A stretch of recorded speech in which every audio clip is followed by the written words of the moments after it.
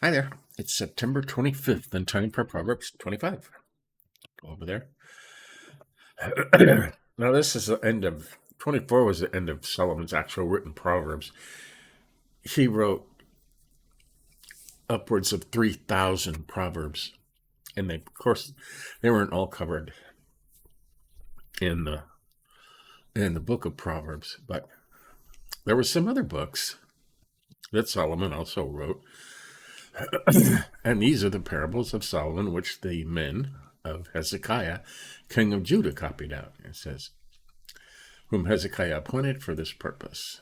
And that is gathered out of the diverse books of Solomon. So these are all ones Solomon's Proverbs that copied and put together. Some of them you'll hear, that he's already spoken. Some of them you haven't. So let's look at this. The glory of God is to conceal things and conceal a thing secret, but the king's honor is to search out a thing. And this is always kind of glory of kings, to search out a matter. Okay, when God makes God doth not reveal the cause of his judgments to man. Okay, God won't tell you why he did something.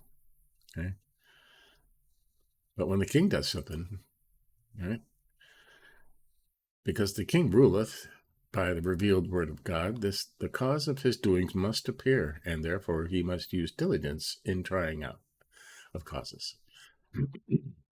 King has to tell you why, God doesn't. Okay. Verse 3, the heavens in height and the earth in deepness, and the king's heart no man can search out. He showeth that it is too hard for a man to attain to the reason for all the secret doings of the king, even when he is upright and doeth his duty. And we don't have kings, but some countries still do, I think. Take the dross from silver, and there shall proceed a vessel for the finer.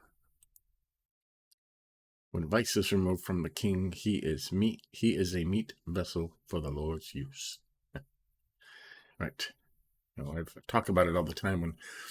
When you heat metal up in a furnace or a crucible and melt it to a liquid state, all the impurities float to the top, and you can scrape those off. It's called dross. It's called vice. Some people call it slag. And you're left with pure silver. Okay? It says that because God does that with people. Hey. 5. Take away the wicked from the king, and his throne shall be established in righteousness. It is not enough that he be pure himself, but that he put away others that be corrupted. Right. You have to surround yourself with good people. Right? Okay, 6 and 7 go together. Boast not thyself before the king, and stand not in the place of great men, for it is better to be said to thee, come up hither, than to be put in a lower in the presence of the prince whom thine eyes have seen. We'll make that bold. Yeah, if you're going to some special huge function, sit in the back. Always sit in the back, right? And wait to be called forward. If you go right up to the front and sit, I'm sitting in this table, and then people show up and people are there, and one of the ushers comes and says, I'm sorry, you're in somebody else's seat. And they have to walk you to the back in front of everybody. That's, embarrassing that is. Right. Wait in the back. And if you have a seat up front and they usher you up front in front of everybody, then that's a good reputation, right? Just good advice right there. Is that why everybody sits in the back pews in the church? I don't think so. 8. Go not forth hastily to strife, lest thou know not what to do in the end thereof, when thy neighbor has put thee to shame. Wow. Do not go hastily to argue your case, otherwise, what will you do in the end when your neighbor humiliates you? Hastily to strife, right? Don't go jumping ahead before you get all the facts, right? 9. Debate thy matter with thy neighbor, and discover not the secret to another. These two kind of go together, okay? Let's read it over here. Do not go out hastily to argue your case. Don't take him to court, right? Otherwise, what will you do in the end when your neighbor humiliates you? Argue your case with your neighbor and do not reveal the secret to another. Right. Keep it between you two. You don't have to take him to court and stuff. Okay. Get all the facts. Yeah. 10. Well, it keeps going. Lest he that heareth it put thee to shame, and thine infamy do not cease. Well, lest whereas thou thinkest by this means to have an end of the matter, it put thee to further trouble. He who hears it will reproach you, and the evil report about you will not pass away.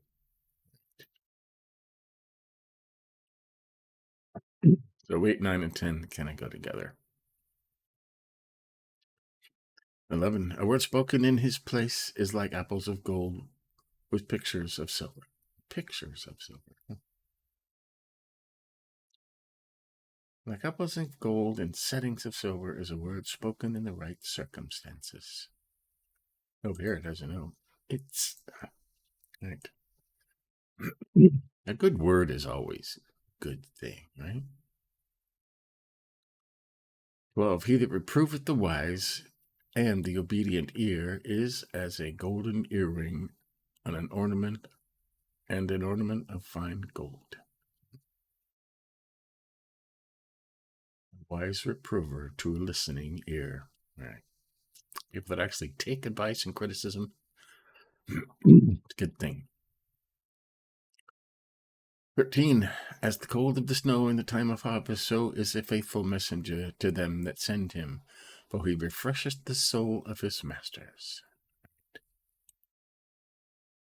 In a time of great heat, when men desire cold, right? Good word, huh? 14. A man that boasteth of false liberty is like clouds and wind without rain. Boast of his gifts falsely, and a gift of falsehood. Man that boasteth false liberality. Okay, now we know liberal in here means generous. Okay, and they took that over here as gifts, right? Man that boasteth false generosity is like clouds and wind without rain, right? Which have an outward appearance and are nothing within. Right? That's a good one. Let's highlight that just because that's a good one.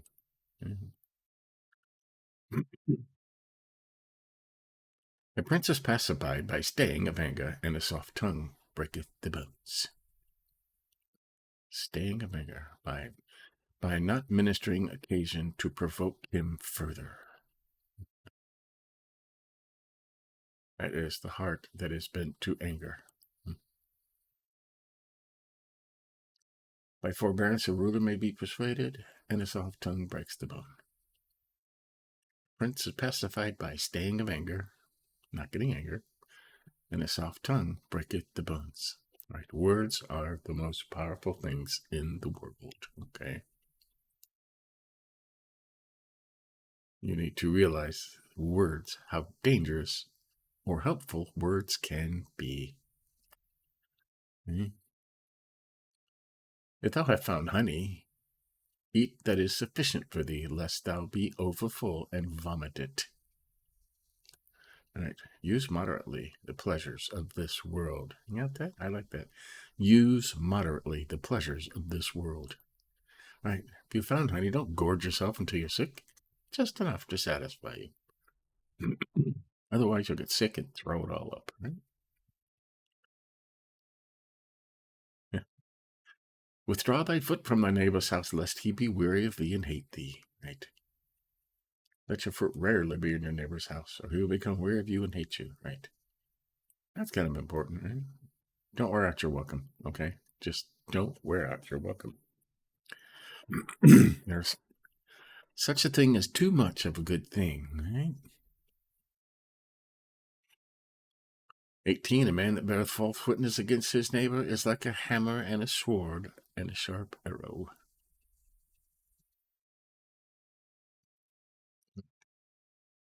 Lie. Don't lie. That's false witnesses. 19, confidence is an unfaithful man in time of trouble. Is like a broken tooth or a sliding foot. Confidence in an unfaithful man in time of trouble is like a broken tooth or a sliding foot. Well, that's the truth, huh? Faithless person, it says. Yeah, unfaithful person. Find out who your friends are when you get in trouble, right? 20, he that taketh away the garment in the cold season is like vinegar poured on night tree, alum, or like him that singeth songs to a heavy heart.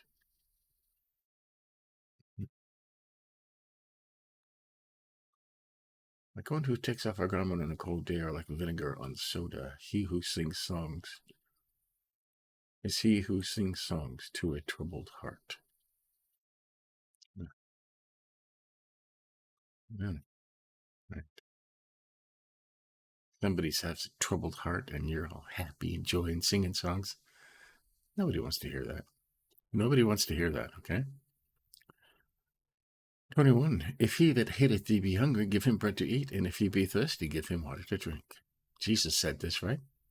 Feed your enemies. Love your enemies. If they're thirsty, give them water to drink. If they're hungry, give them food to eat. Give them bread to eat, even though they hate you. Right? For thou shalt lay coals upon his head, and the Lord shall recompense thee. The Lord will pay you back. Right? You'll make them feel very guilty for hating you. Okay?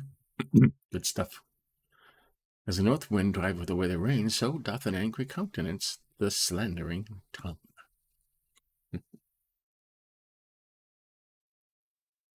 The north wind makes forth rain, and a backbiting tongue, an angry countenance.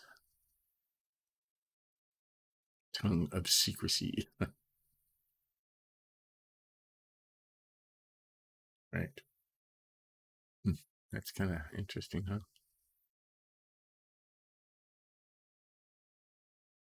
See, this says the north wind driveth away the rain. Okay. I look for differences in these. Okay. And this says the north wind brings forth the rain. So which one's correct? Rain usually comes from the south. Okay, it just usually just moves up. That's the way rain works. If you look at any storm chart, the charts of rain always comes from the south. So a north wind would drive away the rain. So I'm going to say that the 1599 Geneva version is correct in this case. Okay, as the north wind drives away the rain, and a backbiting tongue, an angry countenance, so doth an angry countenance the slandering tongue. Right.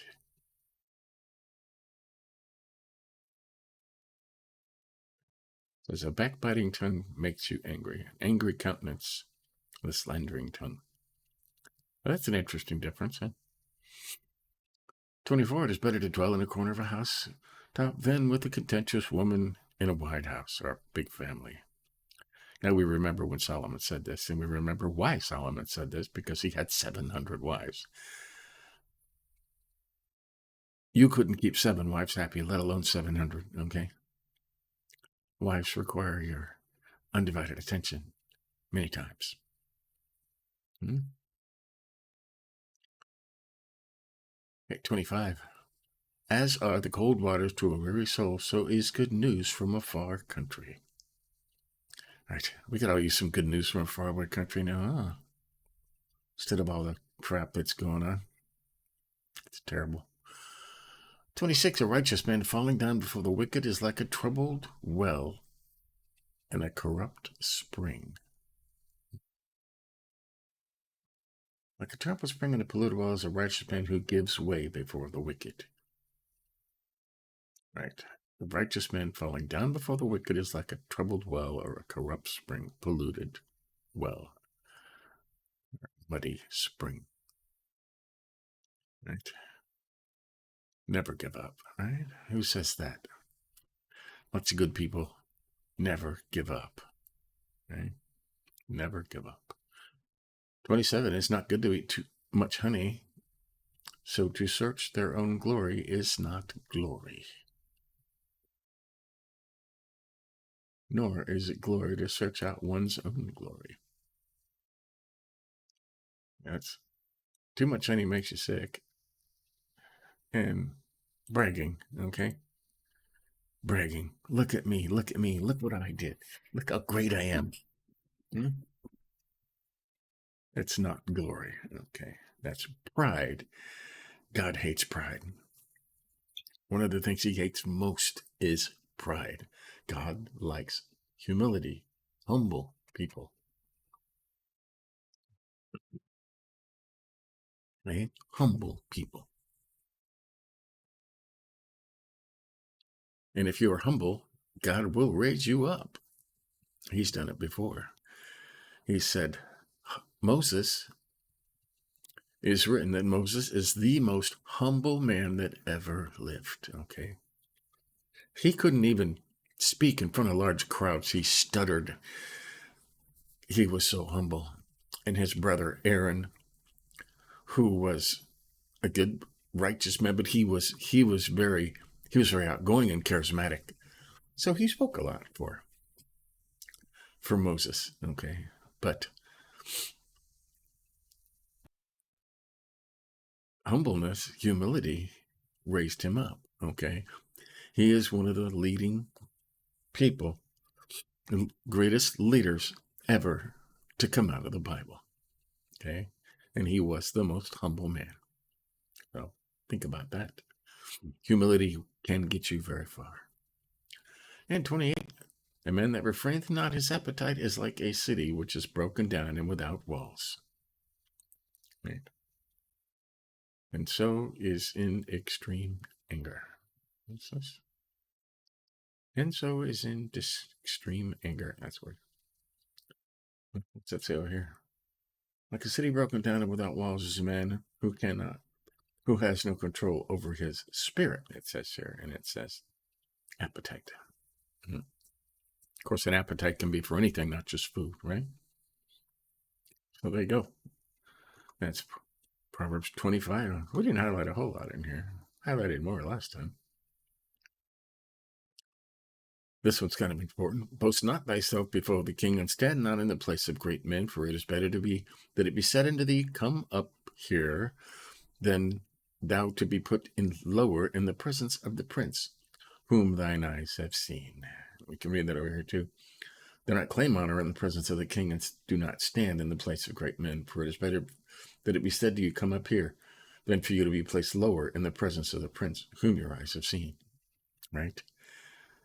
Sit in the back. We talked about this already. Sit in the back. Wait to be called forward. Okay? There's more honor in the ushers taking you forward than there is in the ushers taking you back. Okay? Remember that. That's important. Okay? Not so much in church. Okay? Everybody fills up the back pews at church. That's not what he's talking about. And we highlighted 14. A man that boasteth of false liberty, or generosity, is like clouds and wind without rain. There was somebody, I'm going to give you so many gifts, I'm pledging. Okay, I'm going to give you this and give you that, and just wait, you're going to. And he never does it. Okay. Nobody likes somebody like that. Clouds without rain. Withdraw thy foot from thy neighbor's house, lest he be weary of thee and hate thee. Don't wear out your welcome. Okay? Stay away. Wait to be called. And we found a difference here that I think is important in verse 23. And it says in the Geneva Bible, as the north wind driveth away the rain, so doth an angry countenance the slandering tongue. And it says, so the north wind brings forth rain. Okay? And a backbiting tongue, an angry countenance. Now we know that's not right. Okay. Rain always comes from the south. It comes from the south. It always moves from south to north. Okay. Either this way or this way, but it always. So a north wind would drive it away in most cases. Okay. So, like again, we're going to say that the more accurate version is the 1599 Geneva Bible. Okay. Okay, this could be the lack of north wind brings forth rain. Okay. Just a difference, not a huge difference, but in other parts of the Bible, it could make a huge difference. Okay. And 27, it is not good to eat too much, good to eat much honey. So to search at their own glory is not glory. All right. What's that over? Not good to eat too much honey, nor is it glory to search out one's own glory. Right. You search out your own glory. I'm so great. I did all these things. Humble. Again, humble. God doesn't like pride. He finds it an abomination. That's like a worse kind of hatred, an abomination. Right? So remember, humble, not pride. So there you go. That's Proverbs 25. We can check real quick and see what we're doing through the Bible in a year. Starting Nehemiah today. Nehemiah. And there's only a few days left and we'll be into the New Testament. So cool, huh? So there you have it. That's Proverbs 25 for September 25th. We're almost through another month. This would be the 13th time. We're doing it 24 times. So 24 is the magic number. For 2 years, if you do it every day for 2 years, your life will change. Okay? That's a guarantee. Somebody said once, guarantee. If you do, and I've known this for 45 years, but, and I still remember when a very wise person said, if you read Psalms every day, there's 31 Psalms and 31 days in most months. If you read Psalms every day for 2 years, you would have read it 24 times, and your life will be completely different. Okay? You will be a changed person. That's what I'm going for. I want to be that changed person. So come along on this trip with me and we'll see what we can change. All right. Okay. Stay tuned later for Through the Bible in a Year, but tomorrow we'll start it again. See ya.